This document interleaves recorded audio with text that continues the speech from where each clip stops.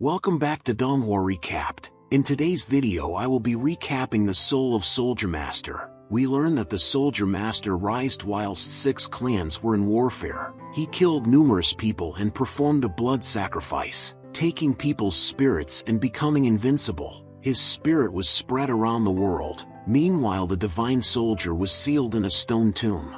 Bai explains why constant warfare from the deceased is needed, revealing that he has been living for 3,000 years, and concluded that the original formation was founded by the spiritual chi, but then great change occurred. He says that his own formation can take people's spiritual chi in a forcible way without them being dead, as well as gather the weapon master's power. The creation of the formation would lead to the monster clan having great power and dominion over all the other clans. Ing asks why he has come to him about this, and Bai stabs his staff into the ground, which causes a huge blast of energy to be exalted from the land, culminating in one ball that instantly bursts. They look at the landscape and share a smug laugh, saying that they've got work to do.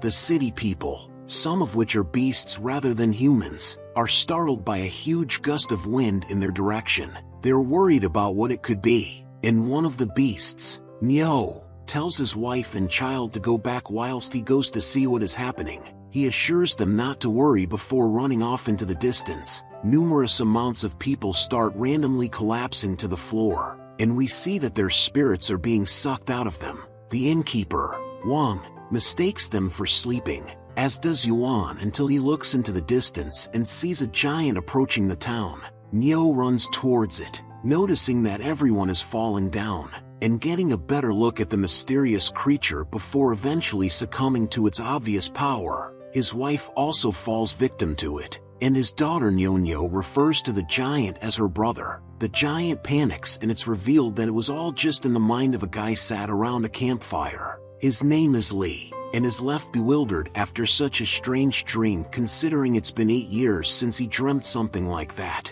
He wonders if there are people out there searching for him, and we learn that he is hiding on a place called Moon Island. There is some movement in the water which piques his interest. Then we see a unique-looking fish which bites one of the yellow glowing flowers in the ocean, resulting in it getting caught inside a giant flower. Another fish with a menacing appearance sees this and heads towards Lee. Unaware of the danger, he heads towards a boat and tries to push it into the water. Suddenly, he is attacked by a trio of the fish, so he has to fight back, displaying his combat skills and fending them off until one of them pins him to the ground. He pushes it off and is extra spiteful with his attacks, which scares them away. He gets onto the boat, casting a spell on the water which gives his boat fins to carry him forward. He mentions that catching the 7-color fish will allow him to take part in a selection, but the fish jumps out of its flower prison.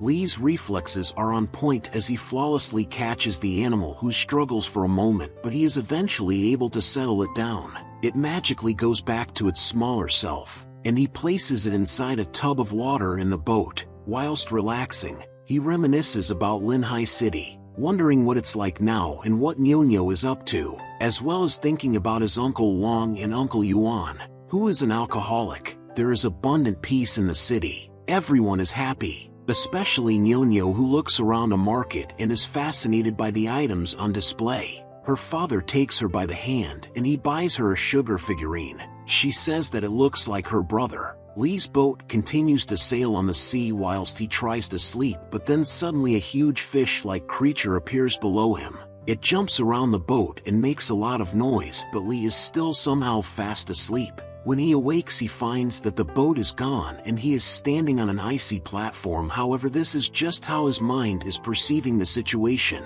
Another giant approaches him and tries to strike him down with a sword, which is in reality the fish trying to crush him with its fin.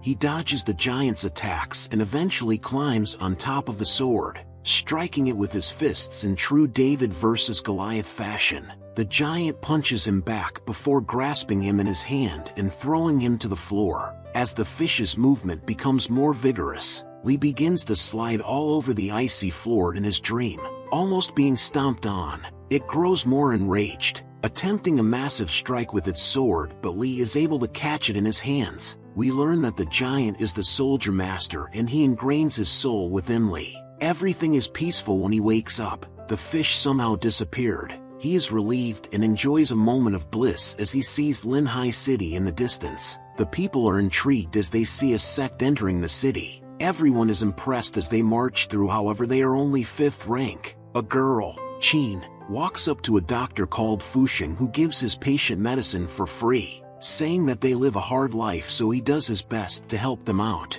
She is seemingly mesmerized by him, before putting on an act and saying that she is ill. Asking for a free consultation, Li rides into the city, thinking to himself about how he can only leave if he gets enrolled into the selection and is appointed as a member of a sect, as well as how his parents disappeared when he was young. A fancy-looking lady on a ship is informed by her maid that she has arrived in the city, so she looks outside. Out there is Wang, who is waiting for Li's arrival. Li gets off the boat and Wang asks to see the fish, so he shows him it. He is impressed that he was able to catch a 7-color fish, and gives him some coins in a little bag. He is distracted by the ship heading for the city and leaves, forgetting to take the fish with him. Some more people notice the ship, and that it is being led by a young woman. Her name is Chang, and instead of getting on a small boat to the dock, she hovers down to the sea, creating a path of stones for herself. A crowd forms and watches onwards as she almost falls into the sea. Li continues to try and get a better view of her, but is unsuccessful, so he decides to sign up for the selection instead. Chang increases her pace and jumps onto the land, forming a small rock creature that the people admire until it merges into her necklace. Qin continues to pester Fusheng about the medicine and her eyes get the best of him,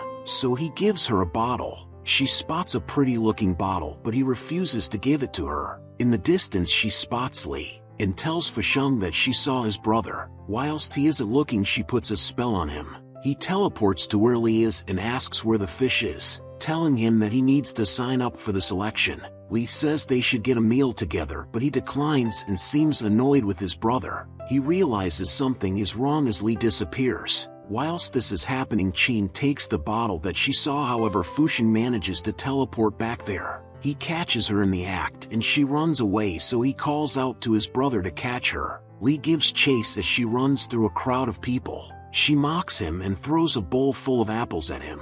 A boat sails down the sea. On the boat is Mu and his sister Ting. They're transporting a massive beast in chains who is woken up by Mu.